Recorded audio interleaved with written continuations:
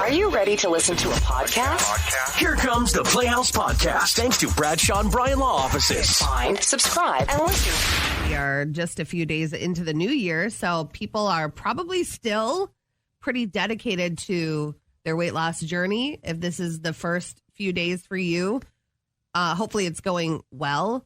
I don't like to go full force into diets. I think that I sabotage myself. Like, you are still doing intermittent fasting. It just works with my life. It's easier for me, so I don't eat past 8 p.m.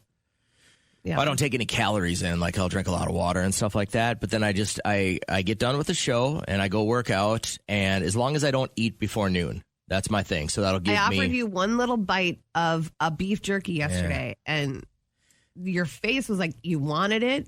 Of course, yeah. I mean, I'd like to, but it's just so, it works so well because I'm in the studio all morning, so I don't really have any temptations for food. And then if I can go straight to the gym, then the theory is you will work off the harmful stuff and like the fat off your body for energy while I'm getting in my weightlifting and my running, my workout. Yeah. And then that's 16 hours for me. So I can do, if I don't eat past 8 p.m., I'll tell you this much. Over Christmas break, when we were in Colorado, I was always the first one up. And we, in the house that we were verboing, we had everything from pancakes to bagels and stuff like that.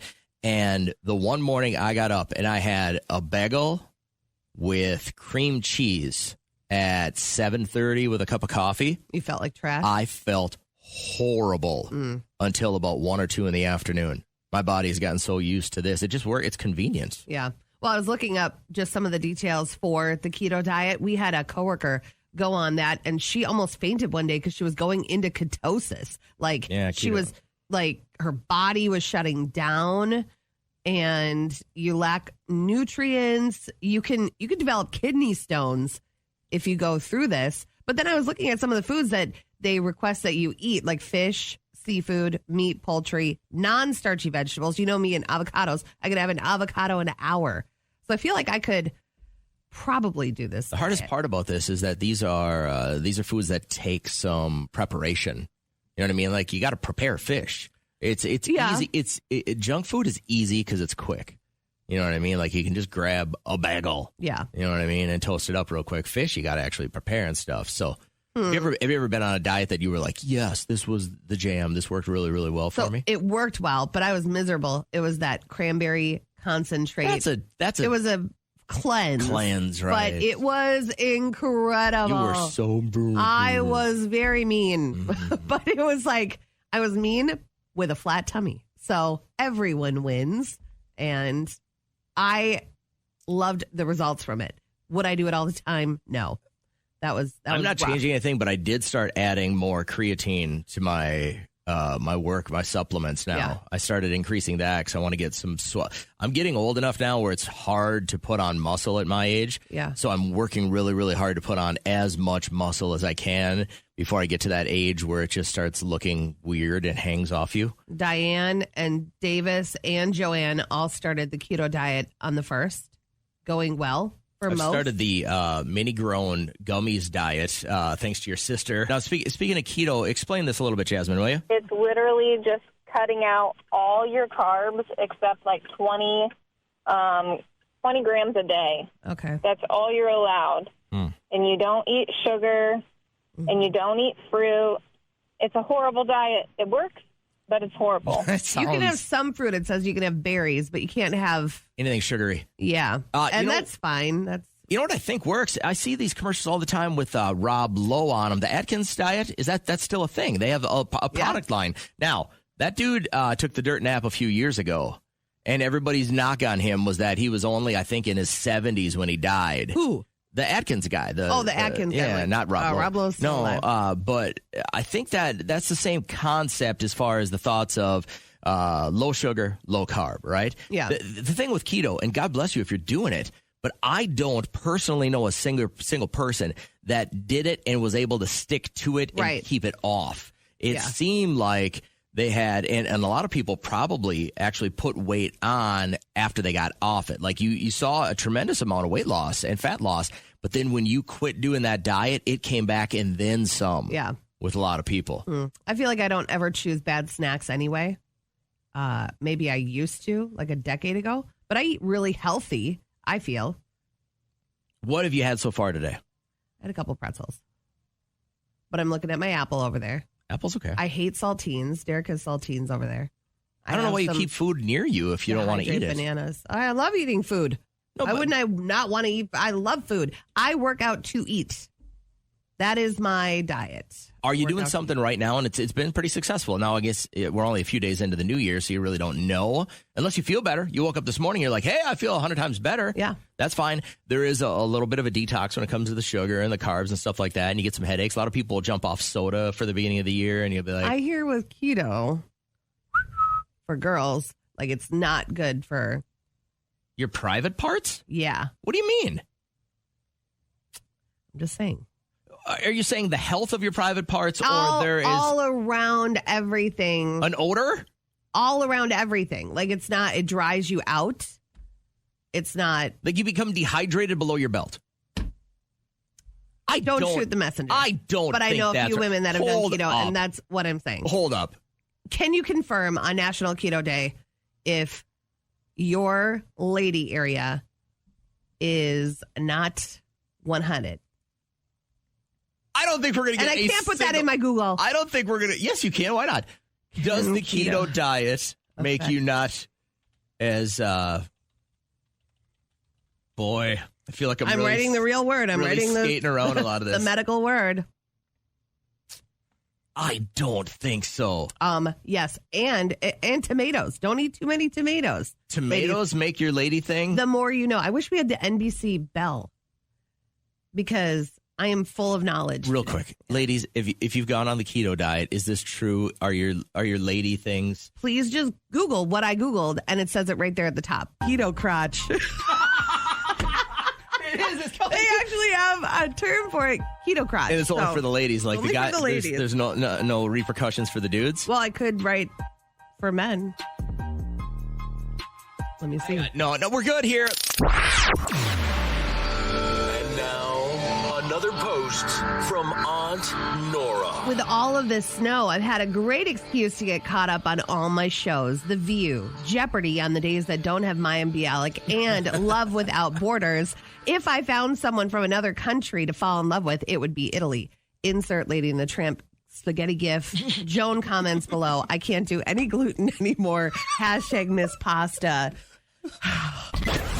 That was another post from Kat's Aunt Nora. Real Why does talk? she hate Mayim Bialik so much? I asked her if she was one of the people that signed the online change.org petition to get Mayim Bialik off the show. And she can't give me a straight answer. I like Mayim Bialik. I don't mind her Ken Jennings either. is clearly better, but I like her a lot. These were things that were big in 2013, just 10 years ago, Kat. I want to know how you feel about them right now. Okay. Adult onesies. That was the year that they became a big deal. Oh, my God. I bought one for Christmas. I can't. I have to shut my eyes to avoid thinking about what I looked like. But I bought it, and I looked like a Charmin bear. Did you? From behind, like up front, I looked so cute. And then I turned around and I was like, goo, I got to take this off. Wear it outside the house at all? No way. So adult onesies, no go. No, they are comfortable, though. You know what debuted in 2013? And you probably, well, now I'm trying to think back. In 2013, you were such a, you were an opponent of social media. Remember how you would mock everyone for having a Facebook page, and now you're queen of Snapchat and Facebook. But in 2013, Vine was released. So it was the short clips, right? Yeah. Which is pretty much what Snapchat kind of is right now. So I follow Brittany Furlong, who is the wife of Tommy Lee, and she was like the queen of Vine. And so she always posts her old Vines. In 2013, we all became infatuated with goats screaming like humans. Remember that? Ah! That's a rabbit hole. That's a half a day's work. 4 out of 10 of us still watch these videos if they pop up. They're funny. You'll watch a goat scream like a human being. Also, the cronut debuted in a bakery in New York 10 years ago. Yeah, but isn't that from Wayne's World? The cronut? Yeah, right? I think it was a made-up thing for that movie, but then they started actually making them. You know what I mean? What is it? A combination of croissant donut? Is that what it is? Yes, I don't even know what it is.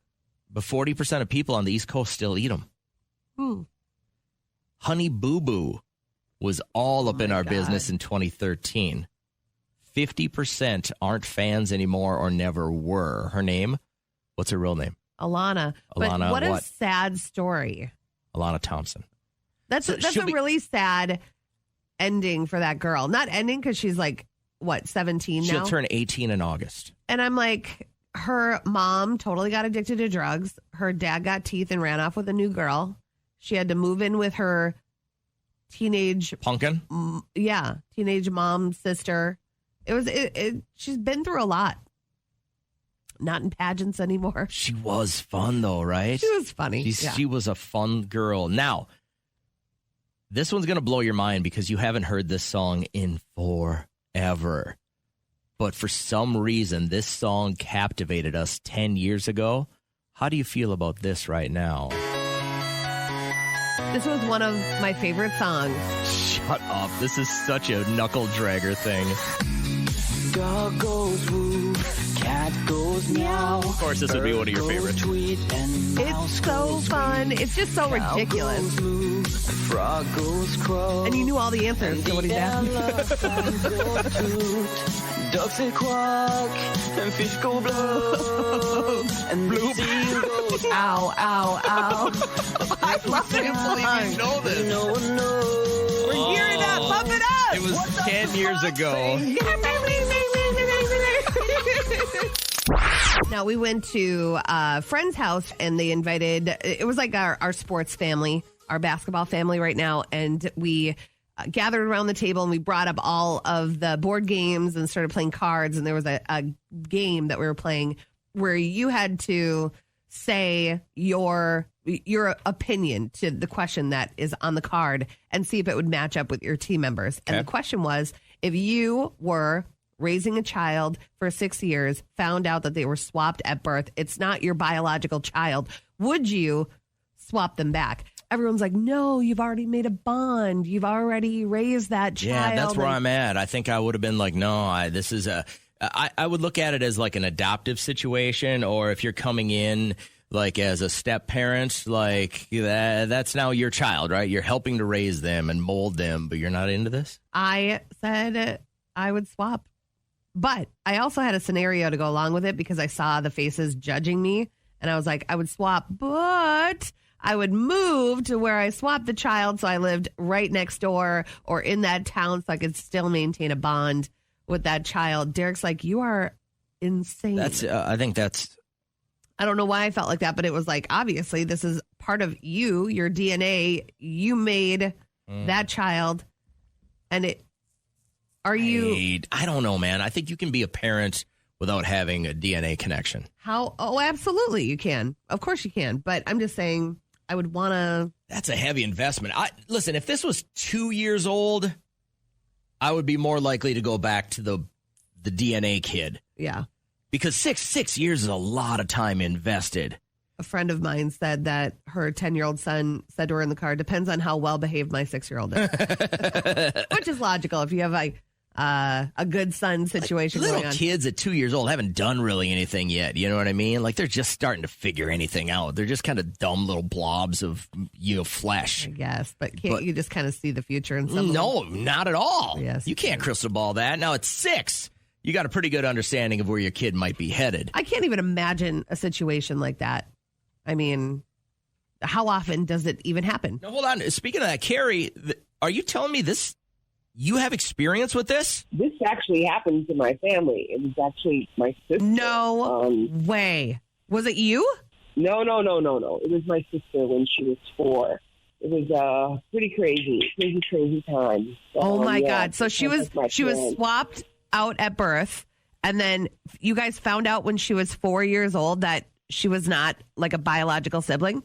Yeah, my parents. We found out when she was 4, but my parents had already connected too much, and they decided not to do anything about it. But oh my parents, God, they got in touch with the other family. They knew, they stayed in touch. But Everyone was happy with the kid they had. That is crazy. How is that even legal? So, like, is there legal repercussions to something like this? I bet. Did your parents get a settlement? I'd be like, give me that money, honey. Well, no, the parents dealt with the other parents, and they agreed. I mean, we know the other person. I mean, we're all adults now, but my parents are deceased. But I think it turned out for the best, actually. It's kind of weird. I think it turned out for the best. I mean, that is just really close. That's one for the books. Like, normally we'll go, year end, think about the people that we've talked to. I will remember this forever. This is crazy. I don't even know where to start. This is so silly. But they never swapped back. Wow.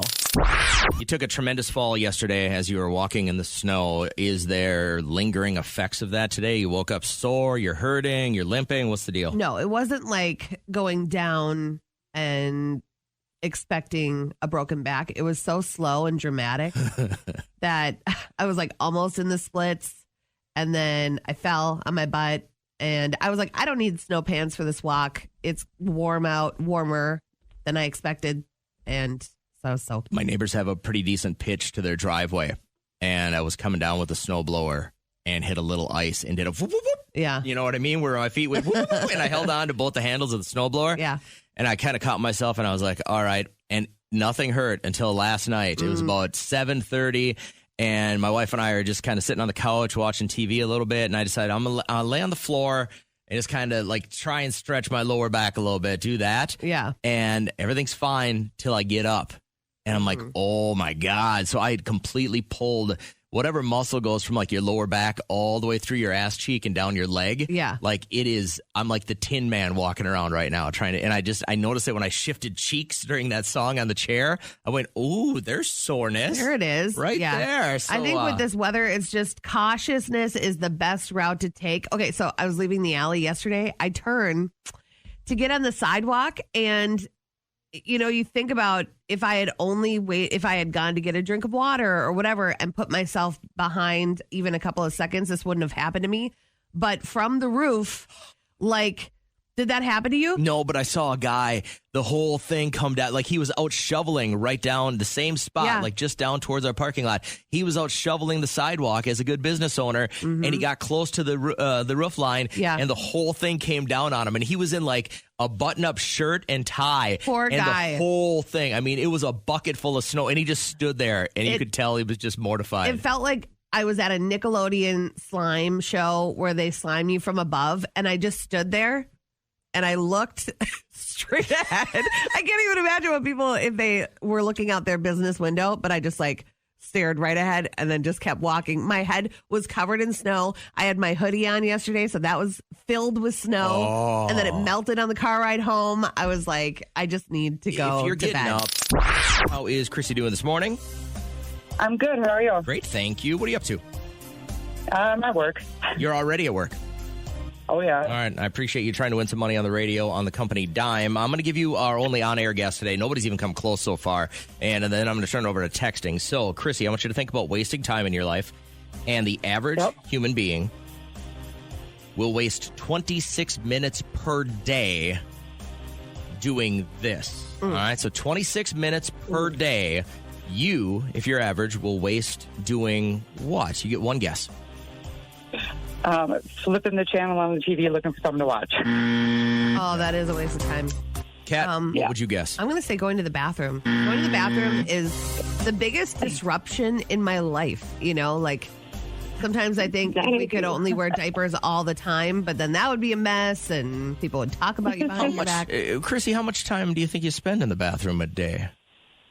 Oh, gosh. Well, quite a bit, actually. We're talking hours?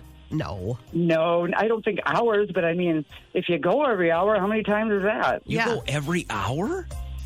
Well, not always, Kat, how much do you think you spend? I go every other hour, but lately I've been drinking so much that it's just it's like an annoyance. I'm in a groove getting stuff done, and then I'm like, So real quick, just tally up the minutes you spend in the bathroom a day, whether it's here, at home, at a gas station. I don't know, 45. No way. Total, yeah. 45 minutes a day you spend on the toilet. Yes. Chrissy, is that accurate? At least.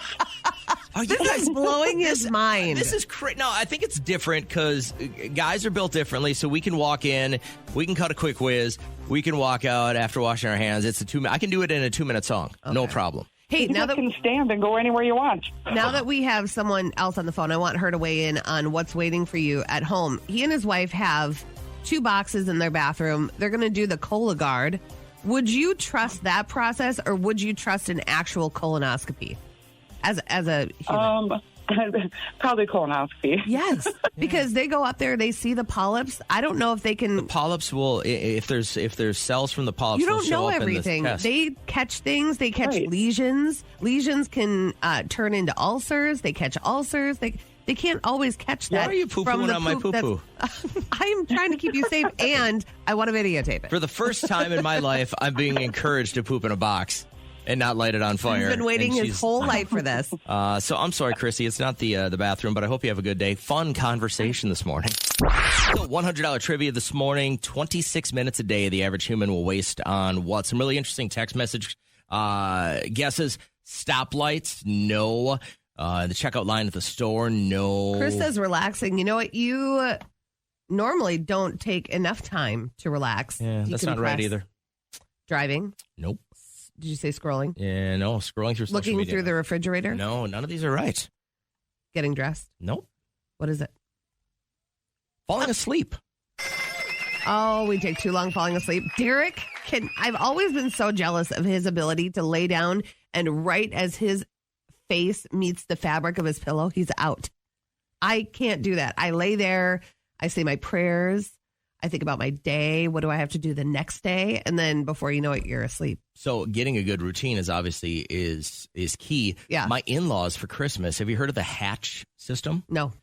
So it's like a night light, but then it's got sounds. So here's the theory.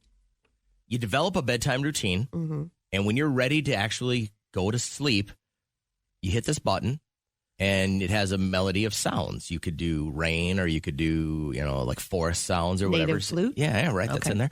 And then you go to sleep. But in the morning, it wakes you up, not with like a jolt, like an alarm clock or your phone alarm. What it does is it wakes you up with a light that gradually gets a little bit brighter. Yeah. And then some flute sounds that gradually get louder until you wake up. So you wake up a little less snappy. Yeah. And this was last night was the first time I really put it to test. And I went to sleep quicker. I guarantee I know I went to sleep quicker. As soon as the sound started going, the chirping and I have a forest sound, I knew I was out like a light.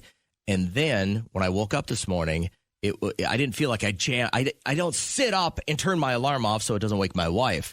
It was just a little bit more gradual. But I think it's like $120. Really? Yeah. Wow. My in-laws got it for Money me bags. because they see how quickly my body is deteriorating. I got Kat and JJ in the Playhouse. I know we don't work from home. How many people do you know that actually are working from home, though? Like their job has now permanently moved to home. Well, I guess I know your wife. Yeah. And my friend Amanda works mostly from home. She does have to travel every now and then. My friend Dana works from home. Would any of these people quit their job if they were required to start coming in 5 days a week, 8 hours a day today? I don't know financially, probably not. They'd probably go, but start looking. They wouldn't like it. Yeah, they'd start looking. I agree. I think my wife, she wouldn't quit, but man, I think it would almost half of the people that are working at home right now, the new survey says, almost half the people, if your boss as of the first of the year said you have to start coming into work 5 days a week, 8 hours a day, they would quit. Yeah. Quit. Listen, if I had a job on this side of the building in sales and I could work from home and have a routine where I could wake up and maybe get on the treadmill and make some calls and watch a Dr. Phil and drink some coffee, I would do that. This, however, when you have to have this combination of ours amazing, is gonna be difficult, right? I feel like you have to be in the same room. People got so used to not going to work, and that home life balance is such a good thing. I think so many more people are probably having better lives because they don't have to go into an office. If you can still accomplish your job and get your tasks done. And I think for the people that have younger kids and you could stay home and still do your job, that really saved a lot of families from financial ruin because daycare is so expensive. Well, think about just 2 hours late. Right. You know what I mean? Like how flexible you can be with a 2-hour late start, or if you got to get your kids for whatever reason. Yeah. If you can get your job done inside that work week, and it doesn't necessarily have to be 8 hours a day inside a building, like you have a better work-life balance. But I was really surprised that half of the people said that today, if your boss said you now have to start coming in 5 days a week, 8 hours a day, they'd quit their job. Yeah. That's bananas. As you look back, and I know you hold your finances pretty tight. You check your credit card statements, your bank statements every morning. Yep. What'd you waste the most money on? Wasted. I would say like produce. And You that's throw because away a lot of food? I buy too much. I have these grandiose plans of making these meals every single night, like June Cleaver. And then life happens and basketball happens, and just sometimes we had this thing where we found out, sadly, the hard way, our top level of our fridge, if you block a certain vent, like I had all of our drinks up there, it didn't allow it to equally distribute throughout the fridge. And so our crisper drawers, like I would open and a whole package of romaine lettuce would be ice, complete ice. Oh, they'd freeze. So when I moved all of that, then we have equal air distribution. Gotcha. So food. You wasted the most money in 2022 on food. I think so. The number one thing for Americans was gym memberships. Yeah, because you start and then you just don't go back. And then it's taking it out every single month. Every month, I think you like try to reset and you're like, I'm going to go back. You know, I had a crazy month. I'm going to go back. What's different for my wife and I is we get almost our entire membership reimbursed through her insurance. As long as we go like 12 times a month. That would be something to check in on. So there's a motivation. I think a lot of insurances will do this. Is if you go to a gym, no matter what it is, high level, regular level, whatever it is, you'll get at least some. I mean, we get, I think, probably close to between 75 and 90% of our gym membership kicked back to us every month. Wow. As long as we go 12 times a month. Okay. So I thought this would be kind of a fun, interesting question to ask real quick this morning. If you're keeping track of your finances, and so many people do, like you said, hit the reset button as of the first of the year, and you're committed to, now there's apps. I mean, do you use any of those apps that will go through your phone and tell you what is getting taken out every month? No. And then, because those are scary too. You find out that maybe you purchased like a movie on a plane, and that there's something like a $2 or $3 fee every month that comes out. Why would that even happen? It's all sorts of things that are in your life. Take out $1 or $2 or $3 or $4 or $5 here or there. So I signed up. I don't know if it was Shoe Dazzle or it was one of them where you get 2 pair of shoes a month. And I was doing it for like 6 months. Derek's like, you don't need any more shoes. And then so I'm like, okay, I'll cancel. They kept billing you? Yes. Yeah. It was like an extra $100 a month that I didn't see. My wife is the queen of this. She did what is it? What's the audio book? Is it not Babbel? There's an audio book thing, right? She said she just signed up. So like it'll come by. Some of them I'll get billed through Apple Pay on my phone. Yeah. And I go, Trish, what are we doing? What's this $70 a month? She's like, well, I signed up for a free, like an audiobook thing. Yeah. And I go, well, it's obviously not free. It's $70 a month. Oh, well, I guess I bought a couple of books while I was doing it. And now I said, well, no, I just build this again. Well, I discontinued in the right amount of time. I go, obviously you didn't. Yeah. And those things just kind of, I'm like, we're $150 into one book she's listened to. I think it's one when you get billed every 6 months that you don't notice. If it's every month, then you notice. But we did ABC Mouse when Liam was like 4 years old. You're still paying for it. And I totally forgot until last year. Cut to $600. That's $600. Yeah. I was gassing up yesterday. Wanted to swap out cars with Derek. Wanted to stop up and get that, get a coffee for the morning. And I found myself waiting at the pump with my window cracked a little bit. The guy that was to the pump next to me, I was downwind from his pipe that he was smoking inside of his car. Like an old school, like wooden pipe. It doesn't smell like cigarettes. It doesn't smell like tobacco. It brings me back to when I was 4. My mom was going to college, getting her degree at St. Kate's. She was smoking a pipe? She smoked a pipe every day. No. Her doctor, one of her professors, Dr.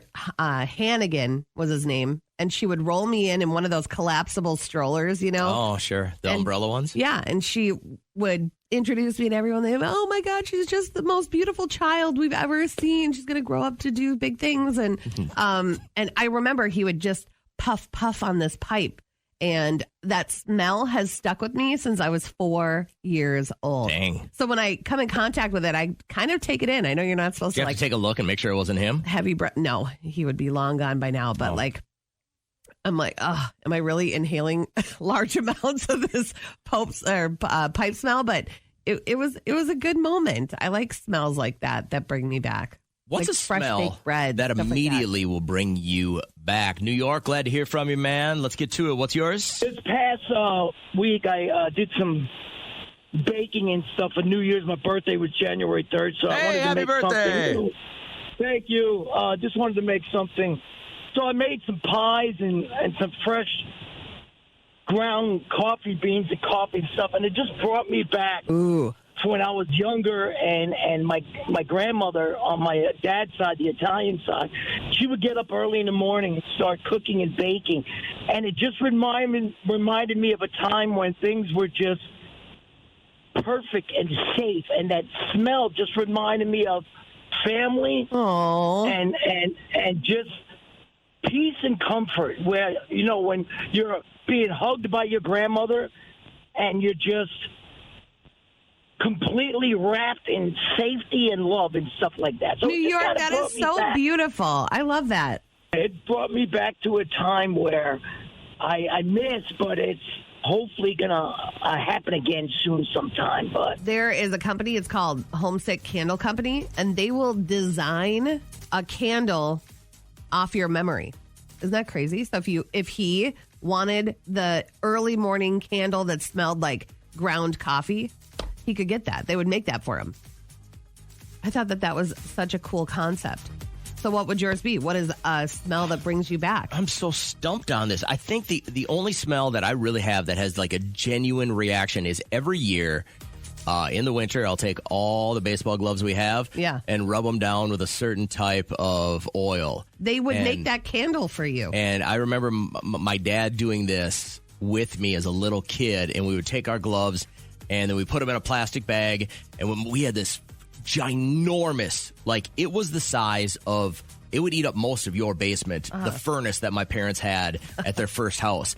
And it was so hot next to the furnace. So we take the gloves, lube them up, plastic bag, tie it, and leave it down in the furnace right next to the furnace for a month. Wow. And then when he took them out of there, they were just like a sock, you know what I mean? It was that pliable. Mm-hmm. So I think that smell would take me back. I'm trying to think of others. If you got one, hit us up real quick. The Playhouse Podcast is made possible thanks to Bradshaw and Bryan Law Offices. Catch the live show weekdays from 5:30 to 9 on 104.7 KCLD. Now, share this with a friend.